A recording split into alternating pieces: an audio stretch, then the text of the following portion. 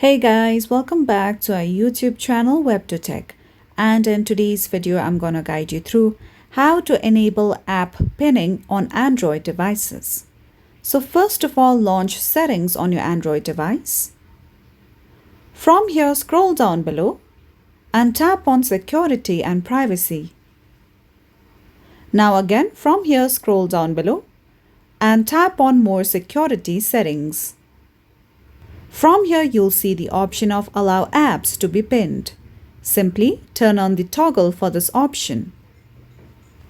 Now, if you open the category of apps, simply tap on it, and over here you'll see the option of Pin this app. So, that's how simply you could enable app pinning on your Android devices. So that's all for today's video, and at last, don't forget to subscribe to our YouTube channel.